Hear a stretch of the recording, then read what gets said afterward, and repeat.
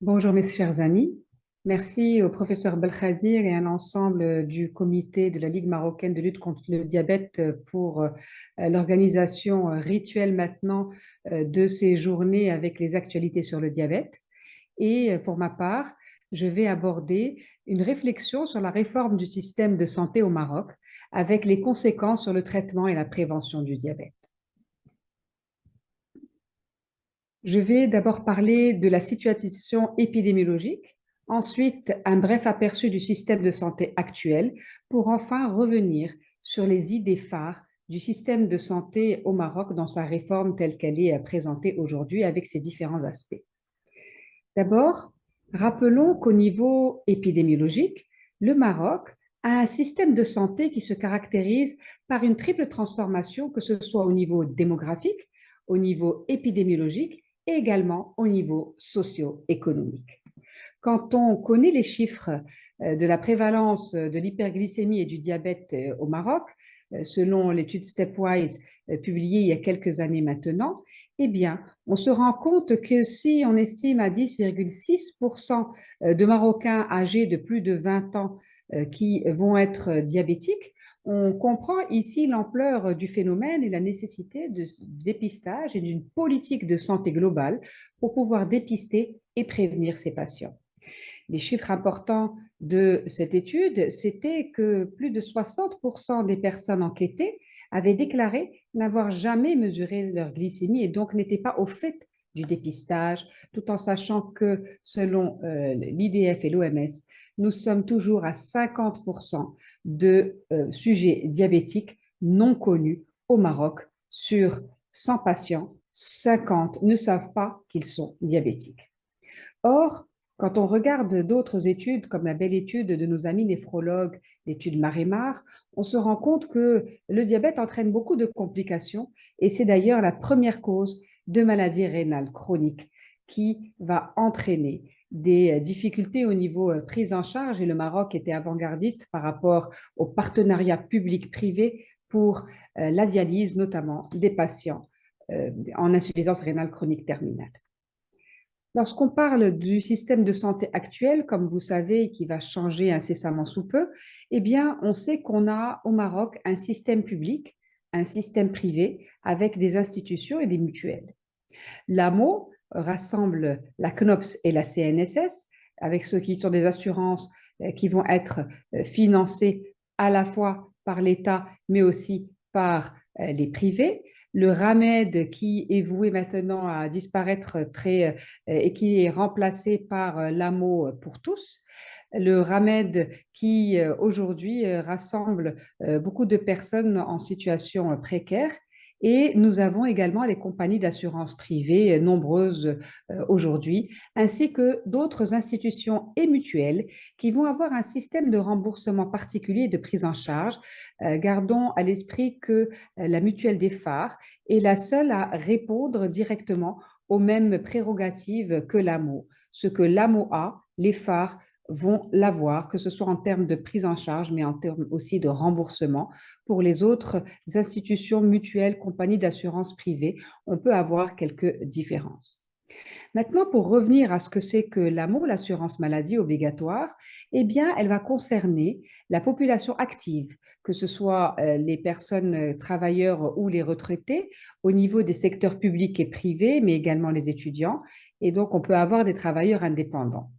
L'AMO dépend de la cotisation des employés et des employeurs, que ce soit pour le système public avec la CNOPS ou le système privé avec la CNSS. Le RAMED, qui est le régime d'assistance médicale fondé sur les principes de l'assistance sociale et de la solidarité nationale, va être au profit des démunis et ces fonds proviennent de l'État et des collectivités locales avec maintenant la proposition de participation des bénéficiaires. L'ANAM, quant à elle, est le système de régulation dans notre pays qui va mener les négociations sur les accords avec les prestations de santé, mais également assurer la stabilité financière du régime. C'est elle qui est à l'origine de toute cette réflexion nationale de passage du RAMED à l'AMO et de proposer des mesures réglementaires pour permettre de maîtriser les coûts de soins de santé. Pourquoi est-ce qu'aujourd'hui, on doit s'intéresser notamment au diabète et aux maladies chroniques? C'est que nous savons que la part des dépenses liées aux affections de longue durée par rapport au total des dépenses de l'AMO sont très importantes. On a 3,2% de la population en 2018 qui consommait près de 50% des dépenses et ceci n'est pas viable. Il faut donc travailler sur le dépistage de ces maladies, mais aussi sur la prise en charge précoce. Le Maroc, quant à lui, a de nombreuses problématiques. D'abord, cette pénurie structurelle de ressources humaines, médicales et paramédicales. Le Maroc est un pays qui a besoin de médecins, qui a besoin de personnel paramédical. Et pourtant, malgré qu'ils forment ces professionnels de santé, on voit aujourd'hui la fuite des médecins vers l'étranger qui arrive à près de 30% dans les estimations pour les années à venir. 30% des médecins formés au Maroc risquent d'aller à l'étranger. Ensuite, on constate qu'il y a une absence de parcours de soins intégrés, mais également l'absence de cohérence et de relation entre les CHU, les hôpitaux et les centres de soins de santé primaires. Et c'est de là qu'est née la réforme. Cette réforme, qui, je vous le rappelle, regroupe le ministère de la Santé, certes, mais aussi celui de la protection sociale et tous les partenaires sociaux avec le projet de loi cadre qui a été adopté le 13 juillet dernier. Les principaux axes de la réforme sont les suivants. D'abord, on a cette carte sanitaire et cette régionalisation qui va permettre au Maroc d'avoir des médecins dispersés dans toutes les zones du royaume et non pas centrés dans les grandes villes. Et ceci, que ce soit au niveau du secteur public, mais aussi de l'installation au niveau du secteur privé, qui va permettre justement cette homogénéisation et cette présence effective des médecins dans les régions. Ensuite, le fait de pouvoir basculer du système RAMED vers l'AMO va permettre l'accès notamment à ces personnes, ces patients, à une structure de soins qui soit la même, mais également à prétendre à recevoir des médicaments qui vont être remboursés.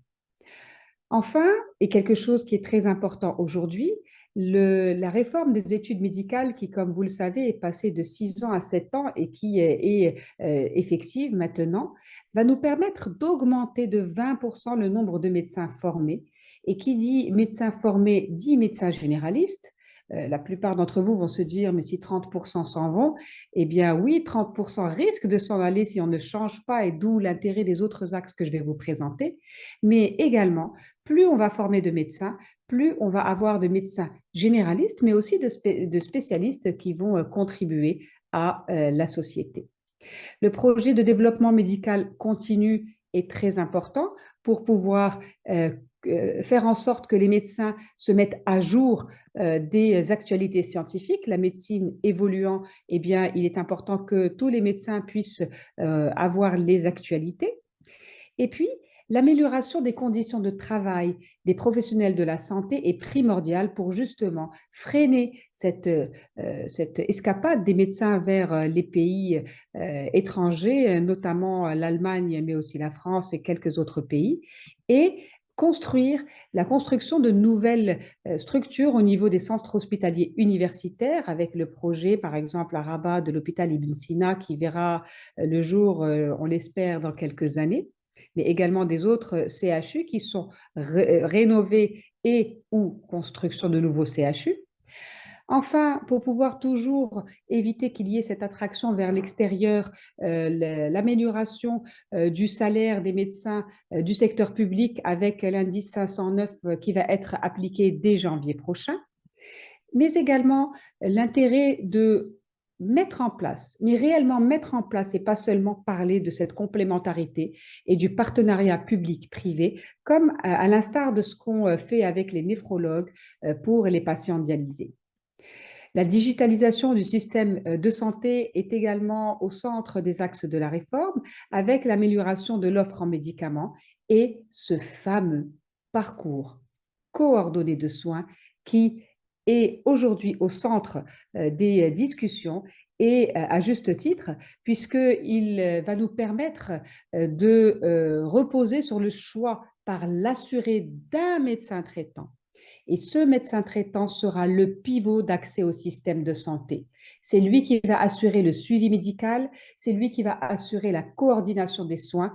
Et comme vous le savez, aujourd'hui, le patient pourra choisir ce médecin traitant.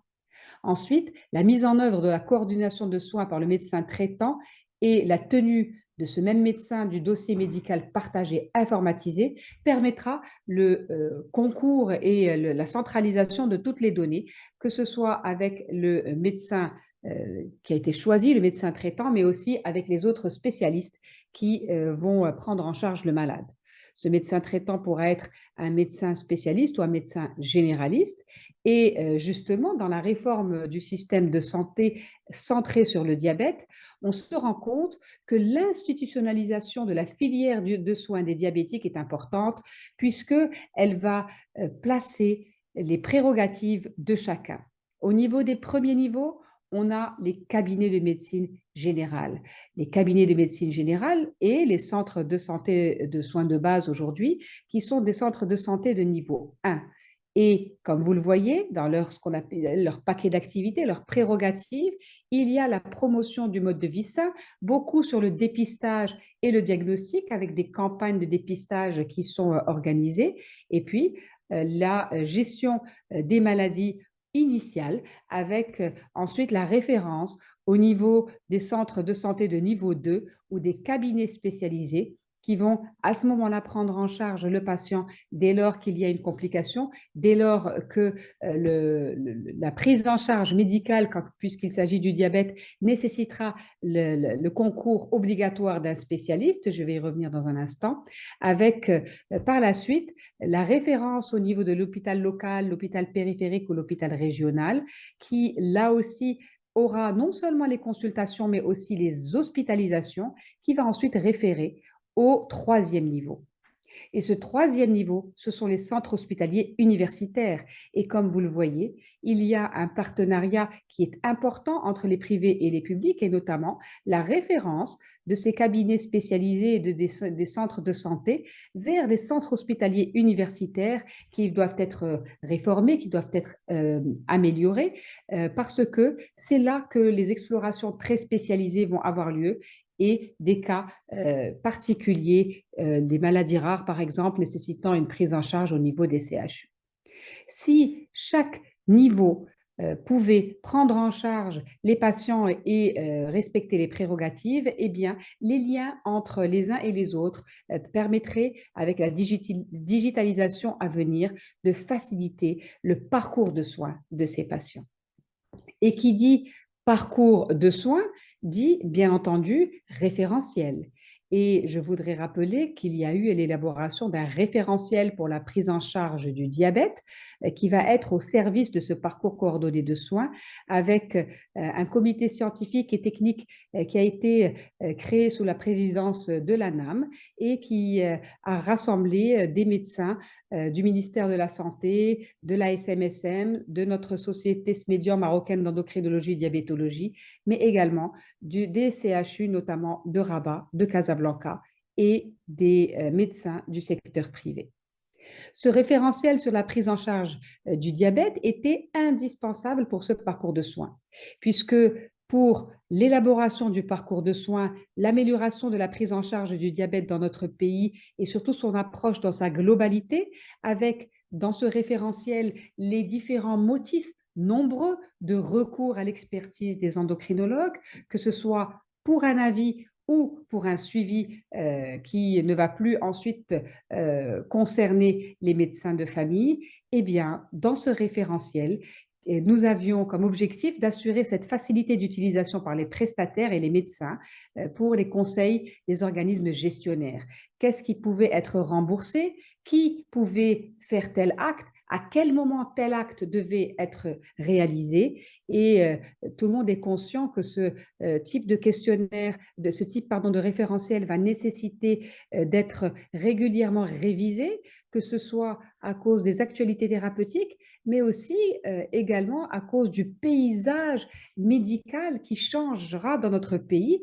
Et lorsqu'on aura beaucoup plus de médecins, eh bien, on va pouvoir à ce moment-là proposer des amendements peut-être au niveau de ces référentiels. Je voudrais donc conclure sur la réforme du système de santé national et diabète. Cette réforme du système de santé va être très favorable puisque nous avons plus de 3 millions de diabétiques au Maroc. Beaucoup ne sont pas connus. Nous avons besoin d'avoir beaucoup plus de médecins, que ce soit des médecins généralistes, que ce soit des médecins spécialistes, surtout que les patients puissent avoir accès à ces médecins avec une carte sanitaire adaptée et que le patient ne fasse pas des dizaines ou centaines de kilomètres pour arriver à un centre médical. Ensuite, le parcours de soins va nous être favorable puisque surtout s'il sera digitalisé, eh bien, le patient pourra choisir son médecin traitant qui va être ensuite responsable des différents parcours que ce patient va avoir et de coordonner avec les différents spécialistes et avec les paramédicaux et de coordonner les soins afin que le diabète, Inch'Allah, ne soit plus avec cette expansion vertigineuse et cette augmentation à la fois de ces chiffres mais aussi de ces complications et que nous soyons plutôt dans une politique de dépistage, de prévention et de prise en charge précoce avec une relation tout à fait équilibrée entre les médecins généralistes, les médecins spécialistes, le secteur public, le secteur privé. Et je vous remercie.